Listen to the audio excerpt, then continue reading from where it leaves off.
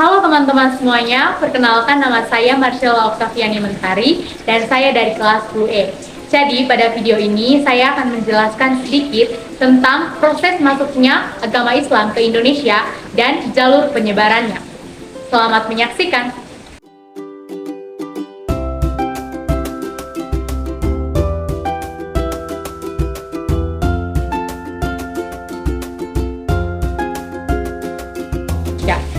Pertama, teori Gujarat.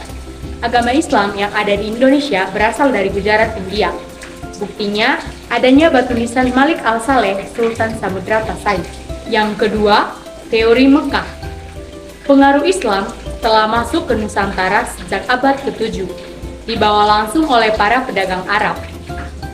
Buktinya, adanya permukiman Islam tahun 674 di Baras, pantai sebelah barat Sumatera. Yang ketiga, teori Persia. Agama Islam dibawa masuk oleh orang-orang Persia sekitar abad ke-13. Bukti pendukung teori ini adalah adanya upacara di Bengkulu dan Sumatera Barat, yaitu tabuik. Yang pertama, perdagangan. Para pedagang menjalin kontak dengan para adipati wilayah pesisir dan perlahan-lahan masuk ke lingkaran pusat istana.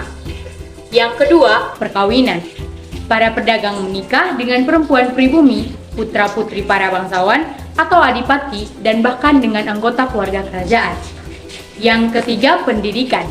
Para ulama dan mubalik menyebarkan Islam melalui pendidikan dengan mendirikan pondok-pondok pesantren di berbagai daerah. Yang keempat, tasawuf. Ajaran ini mudah berkembang terutama di Jawa karena ajaran Islam melalui tasawuf disesuaikan dengan pola pikir masyarakat yang masih berorientasi agama Hindu. Yang kelima, yaitu dakwah. Penyebaran Islam tidak dapat dilepaskan dari peranan para wali. Ada 9 wali yang menyebarkan Islam dengan cara berdakwah yang disebut juga wali songo.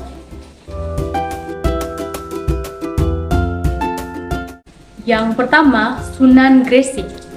Sunan Gresik datang ke tanah Jawa pada tahun 1404 Masehi. Kedatangannya dianggap sebagai permulaan masuknya Islam di Jawa. Yang kedua, Sunan Gunung Pati. Dikenali juga dengan nama Syarif Hidayatullah atau Kepala Sehat Berjasa, menyebarkan agama Islam di Jawa Barat. Ia kemudian kembali menjadi Panglima Angkatan Perang yang bertugas menguasai Sunda, Kelapa, dan Cirebon. Yang ketiga, Sunan Ampel. Sunan yang lahir tahun 1401 Masehi dengan nama asli Raden Rahmat ini merupakan pendiri pesantren Ampel Denta yang bertempat di Surabaya dan juga salah seorang pemkarsa membangun Masjid Demak. Yang keempat, Sunan Giri. Sunan bernama asli Raden Paku ini adalah salah seorang santri Sunan Ampel. Ia mendirikan pesantren Giri. Ia juga dikenal sebagai seniman yang menciptakan gending Jawa, yaitu Asmaradana dan Pucung. Yang kelima, Sunan Bonang. Sunan dengan nama asli Raden Maulana Ibrahim, juga seorang seniman yang menciptakan gending Jawa, yaitu Bonang dan Durma. Yang keenam, Sunan Kudus. Nama aslinya Raden Jafar Saidiki, Sunan Kudus. Banyak berguru pada Sunan Kalijaga. Ia toleran terhadap budaya setempat, terlihat dari arsitektur Masjid Kudus. Yang ketujuh, Sunan Kalijaga. Nama aslinya Raden Salib. Dalam menyebarkan agama Islam, ia juga memanfaatkan media wayang yang sudah sangat dikenal masyarakat sejak masa Praksara hingga masuk Hindu-Buddha. Yang kedelapan, Sunan Muria. Sunan dengan nama asli Raden Umar Said ini adalah putra dari Sunan Kalijaga. Ia tinggal di kaki Gunung Muria, Jawa Tengah. Salah satu hasil dakwanya lewat seni adalah tentang Sinam dan Kinanti. Yang terakhir atau yang kesembilan adalah Sunan Derajat.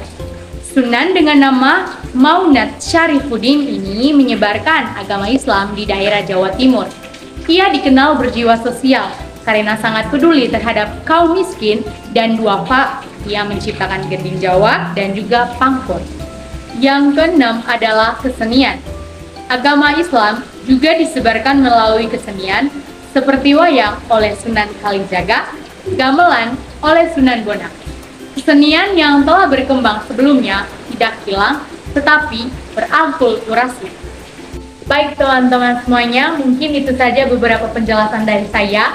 Semoga apa yang saya jelaskan dapat bermanfaat bagi teman-teman semuanya.